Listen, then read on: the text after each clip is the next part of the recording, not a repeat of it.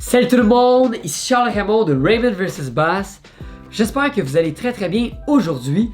Pour cette vidéo, vous l'avez sûrement remarqué, il y a plein de leur soupe devant moi. J'ai commencé à fouiller un peu dans mes affaires puis j'ai trouvé plein de Senko. Les Senko couleur chartreuse, du rose, du orange comme ça, puis des couleurs un peu plus naturelles. Bref, il y en a pas mal ici, puis c'est ça qu'on va jaser au courant de la vidéo, le Senko. Pour ceux qui ne savent pas c'est quoi, ce leurre-là, c'est probablement une des meilleures choses pour pêcher l'achigan à grande bouche, à petite bouche. Puis on va parler des différents montages, des couleurs à sélectionner, où travailler le Senko, comment travailler le Senko. On jase de tout ça, j'espère que vous allez bien aimer. Si oui, n'hésitez pas de mettre un petit j'aime, c'est tout le temps cool. Et sans plus attendre, ben, on parle de ça. Bon visionnement tout le monde. Pour commencer, je voulais mentionner la raison pourquoi j'ai choisi le Senko comme thème de la vidéo. Je vous explique ça. Dans quelques jours seulement, c'est l'ouverture de l'achigan. Achigan grande bouche, achigan petite bouche au Québec. Et depuis maintenant 6-7 ans, le Senko, ça a toujours été un des premiers leurres que j'ai lancé à l'ouverture parce que le jour de l'ouverture, c'est pas mal la fin des frayes pour les achigans. Alors, ils seront pas trop loin de leur endroit initial de fraye, alors ils vont être en eau peu profonde sur les plateaux rocheux, les endroits avec beaucoup de sable, de l'herbe. Puis le Senko, c'est vraiment un leurre excellent pour ce type d'environnement-là. Autant avec le montage Wacky ou le montage Texan, c'est ça que je vais vous montrer dans quelques instants. C'est super bon. Et le Senko, qu'est-ce qu'on essaye de venir reproduire, imiter dans l'eau? Ça peut être un écrevisse, un petit poisson en fin de vie, ça peut être une grenouille, un goby, plein de choses. Honnêtement, ça dépend vraiment de où on va lancer et l'endroit par excellence où lancer un Senko. Moi, j'aime bien le pêcher sur les fonds rocheux, les endroits avec les grosses roches, un arbre dans l'eau avec plein de branches. Ça, c'est une belle structure qui peut avoir de l'achigan grande bouche ou petite bouche. Ça peut être, j'essaie de penser dans ma tête, là, un endroit avec beaucoup de nénuphars.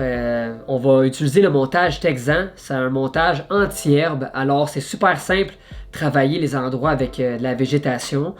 Il y a tellement de secteurs qu'on peut pêcher l'achigan et des endroits qu'on oublie souvent, c'est en dessous des quais. Sur un lac, il y a beaucoup de quais et en dessous des quais, là, les achigans grande bouche et petite bouche adorent être là parce que c'est un endroit avec de l'ombre et sont à l'abri des prédateurs. Alors, le Senko, c'est vraiment le leurre à utiliser. On lance en dessous des quais, puis je vous le dis, quand l'achigan mord le Senko, là, c'est pas long. Il l'aspire, on attend 2-3 secondes, on ferre et on a un beau poisson au bout du fil. C'est vraiment cool. Donc, là, on a parlé de qu'est-ce que ça limite, les endroits où lancer, et maintenant les couleurs à utiliser. Ça, c'est quelque chose qui revient souvent comme question. Qu'est-ce que je dois utiliser? Puis je sais que c'est différent pour tout le monde parce qu'il y en a qui pêchent en rivière, en lac, en fleuve, en étang. Donc, je vais rester simple, mais regardez bien.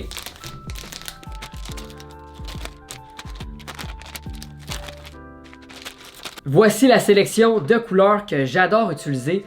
En eau foncée, en eau chocolatée. Exemple, la rivière des Mille-Îles, la rivière des Prairies, le lac des Deux-Montagnes, la rivière des Outaouais, puis là j'en passe, là il y en a beaucoup d'autres. Mais des plans d'eau avec de l'eau sale, foncée, on veut avoir des couleurs qui vont vraiment bien se démarquer dans l'eau, comme le rose flash, le rose orangé, le chartreuse et blanc, du blanc totalement, ça fonctionne très bien avec le montage Wacky, le montage Texan. Puis là, je le sais, du rose, ça ne limite pas une écrevisse, ni un autre petit poisson, mais le rose, et comme les autres couleurs ici, ça va tellement bien se démarquer dans l'eau, ça va venir intriguer le poisson, c'est une couleur avec un bon contraste, alors ça fonctionne. J'ai pas la réponse scientifique à ça, mais je peux vous dire, là, c'est des couleurs à avoir dans son coffre à pêche quand on pêche un endroit avec de l'eau foncée. Et en eau claire, j'adore utiliser des couleurs qui se rapprochent du vert, du brun. Alors, un watermelon comme ça, un vert assez clair avec des petits picots rouges, c'est vraiment bien. Ici, j'ai un green pumpkin avec le bout chartreuse. Ça, des fois, ça peut faire une grande différence quand le poisson il mord un peu moins. Un Senko avec un bout d'une autre couleur, des fois, ça change la situation. Puis j'ai une autre couleur ici, un genre de June Bug qui peut être utilisé aussi en eau foncée, mais comme je vous dis, les Senko, là, il y en a plein des couleurs. La meilleure chose à faire, c'est essayer les couleurs dans son lac, dans sa rivière, dans son spot. Puis au fil du temps, on est capable de voir qu'est-ce qui fonctionne le mieux. Mais ça, c'est ma sélection personnelle à moi. J'ai toujours eu du succès avec ça, puis l'Achigan aime bien. C'est l'heure des montages. On va commencer avec le montage Texan. Puis je vais vous montrer vite mes préférences. Moi, j'aime bien utiliser comme hameçon le Berkley Fusion comme ça. Numéro 4, numéro 5, c'est vraiment solide. J'aime bien aussi Gamakatsu Superline, très pointu puis vraiment résistant aussi. Il y a aussi la compagnie VMC qui font des excellents hameçons pour les montages Texan. Mais sans plus attendre, je vais vous montrer comment on fait le montage. J'ai mon hameçon ici, c'est un numéro 5 si je ne me trompe pas, mon Senko. On va prendre la partie plat du Senko parce qu'il y en a une qui est un peu plus pointue. Et dans la partie plat, on prend notre hameçon, on vient l'insérer juste un petit peu dans le leurre. Pas trop, là, comme ça. Par la suite, on le fait glisser jusqu'en haut. Puis là, vous remarquez en haut qu'il y a une petite cavité. On va venir pivoter le leurre dans la cavité. Donc là, il est coincé, il ne peut plus bouger. Après ça, on veut venir enfiler l'hameçon à l'intérieur du Senko pour rendre la présentation anti-herbe. Alors, on check vite à quelle hauteur on devrait le mettre. Comme ça, à peu près ici. Donc là, qu'est-ce que je vais faire? Pour pas que le Senko soit trop étiré sur l'hameçon, je vais venir le pousser juste un petit peu plus. Comme ça. Parfait. Après ça, pour rendre le montage anti-herbe, je viens pousser. Puis là, mon hameçon, il est à l'intérieur du leurre. C'est bien droit, c'est parfait. On peut même venir ajouter un petit tungstène, un huitième d'once, un quart d'once, 3/8 d'once, ben, le nombre d'onces que vous voulez pour venir pénétrer la végétation. Puis là, vous avez votre Senko montage Texan. Super beau, ça a une belle présentation naturelle dans l'eau. C'est vraiment cool à travailler. Avec les saccades, on laisse couler. Puis je vous le dis, ça, c'est vraiment bien. En deuxième, après, qu'est-ce que j'adore pour le Senko, c'est bien évidemment le montage Waki. Montage Waki, vous pouvez utiliser uniquement un petit hameçon sans plomb, sans tungstène au bout, un hameçon simple, ou un hameçon Waki plombé, comme ça ici. C'est lui que je vais utiliser pour vous montrer vite le montage. Et ça, je vous le dis, c'est très simple. Donc là, j'ai mes hameçons, nouveau paquet. Ici, j'ai le poids 1/8 d'once. Des fois, je vais prendre un 16e d'once, un 8e d'once, un quart d'once, mais je ne vais pas plus lourd que ça parce que le but du Senko, c'est que le leurre coule tranquillement dans l'eau, mais ça l'aide à faire couler un peu plus vite. Ici, j'ai une petite tige de métal. On appelle ça en anglais un weed guard. Un weed guard, c'est un anti-herbe. Ça empêche la végétation de rentrer sur le leurre.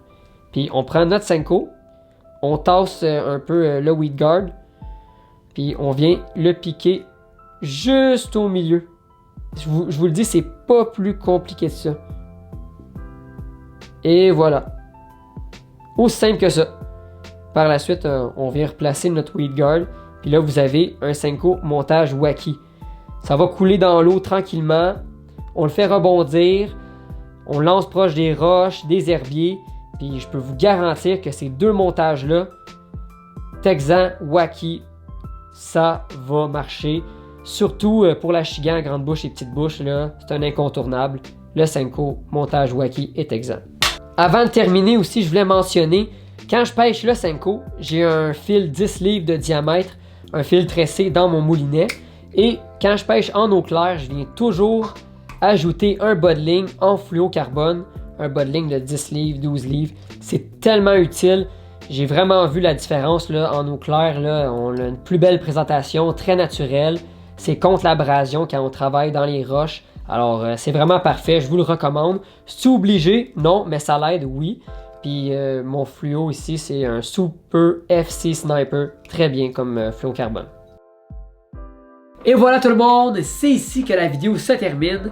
J'espère que vous l'avez bien aimé, en espérant que mes trucs et astuces pour le Senko vont vous porter fruit dans vos prochaines pêches à l'Achigan.